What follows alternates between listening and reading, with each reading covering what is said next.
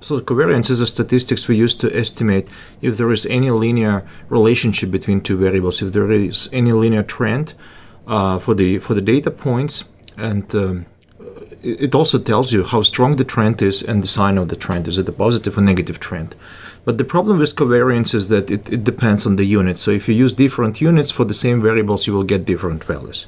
So what we need to do is, first of all, get rid of the units and then normalize the covariance value so it has certain limits and never goes beyond that. Okay. And this normalized version is called correlation, which the word you probably have heard many times. Or sometimes it's also called, in its more correct name, a Pearson correlation coefficient, because there is also a possibility to calculate the correlation in a different way. So the correlation is a very simple thing. You take a covariance and divide the standard deviation for x and y.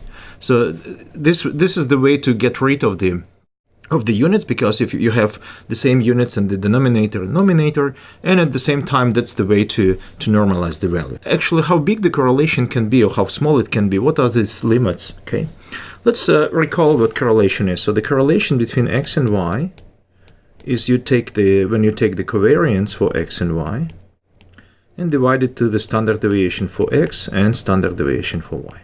Okay. And then, for example, when covariance is 0, it's a very simple case. The correlation will be also 0. So if you don't have any clear linear trend for your points, then the correlation will be 0. Okay. But when the covariance is maximized and when the correlation is maximized, you remember that we are talking about linear trends, right? So it means that the biggest correlation or the biggest covariance possible is when your points align exactly on a straight line. So if you make a plot, this is x and y, this is x and y, and then, for example, there is a straight line that looks like this, and points align exactly on a straight line, In this case, the covariance will be the biggest, the maximized, right? But what it means? Well, we know that if points align exactly on a straight line, then y and x relate as following. It's ax plus b, where a and b are some parameters, right? A is the slope of this line and b is an intercept of this line, okay? Now, let's see. Let's try to calculate how correlation will look like if indeed y depends on x using this formula. Well, first of all, let's calculate the covariance by taking this into account. So the covariance between x and y in this case, you remember it's 1 over n minus 1. Then we take a sum, x minus mx, and then y minus my, right? And then I just keep the indices just to make it a little bit simple. So it means that we have to calculate the average for y, okay? So average for y is a sum of all y values divided to n, right? But on the other hand, you know that y is ax plus b. So let's take this ax plus b instead of y. So it's a sum of ax plus b and then divided to n. Or you can write it like this: sum of ax divided to n plus sum of b divided to n, right? Which leads us to a very simple thing. So you can think that a and b are constant, so we can just take them off.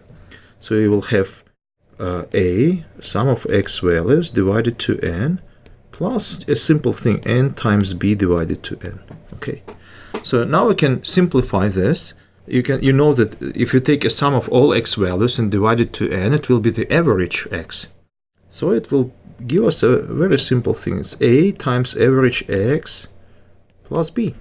Okay, so this is our the average y in the case if y depends on x using this linear form. So all points align on a straight line. Now let's put it to the original formula. So we have, let me just use another color. So we have sum. I will just take a sum. X minus mx. Then instead of y, again, I take this ax plus b. And instead of average y, my, I take this one. Okay, so minus a mx and minus b. Okay, so we have plus b and minus b, it's 0. And then we have ax minus amx. Okay, I can take a out. So it will give us a sum x minus mx. And then we have x minus mx again, which looks very close to the covariance, right? So it's A times covariance, and then we also need to remember 1 over n minus 1, right? So it means that the covariance, this is the variance, right? So this is the variance of x, okay? So the covariance between x and y, if all points align on a straight line, will be 1 over n minus 1 times a, and times this x minus mx squared, okay? Which gives us a very simple thing. It's a times a variance of x. Okay? A times a variance of x, okay? So now let's calculate the standard deviation for y. So standard deviation for y, it's a square root, and then you take sum of y minus my squared and divide it to n minus 1, right? N minus 1. But you know already that y minus my, it's actually ax minus mx. This is what we already did, right? So it will give us the following. So it's a square root of sum. Then you have ax minus amx. This is what we have found recently. Squared divided to n minus 1. Minus 1, right? Then you have a squared.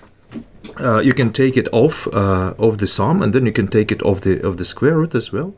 So it will be a square root sum x minus mx squared divided to n minus 1, which is actually a standard deviation for x. So it will be equal to a times standard deviation for x. Okay. Now let's bring all together. So I get back to the red color.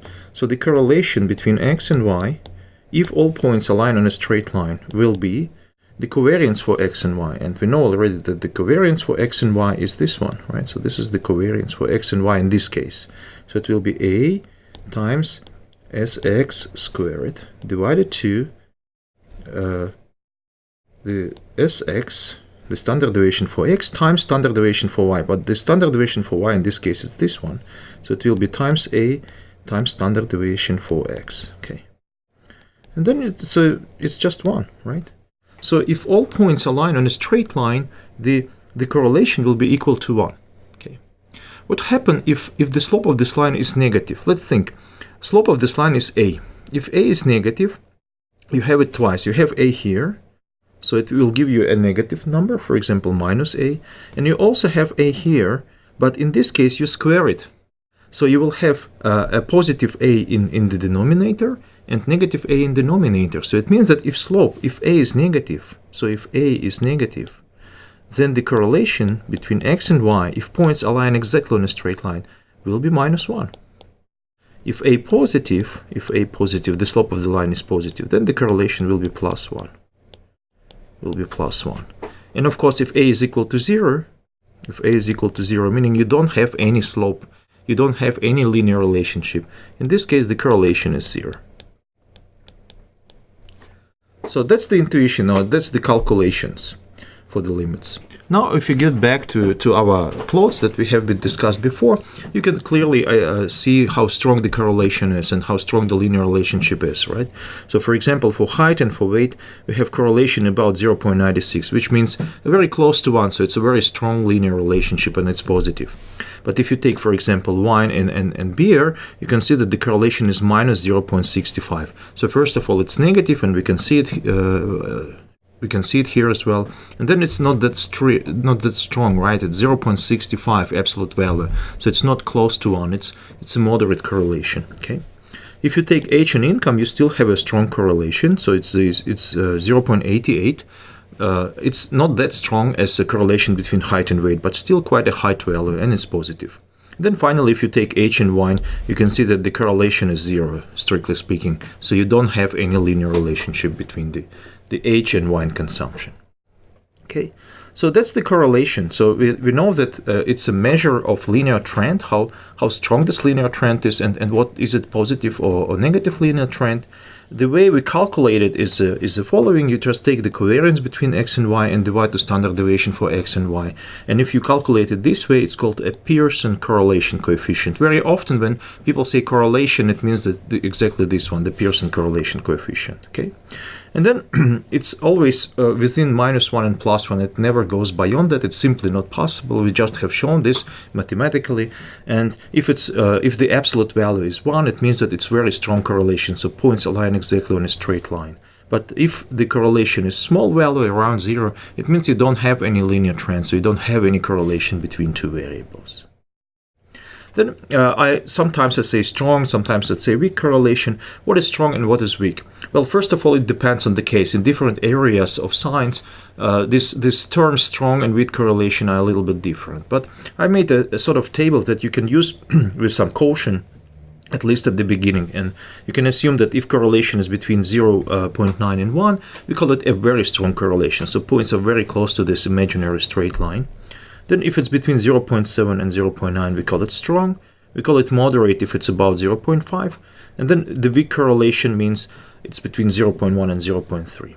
If correlation is below 0.1, and in all these cases we mean, of course, absolute values. We don't take into account sign. It means that you don't have any correlation between your values.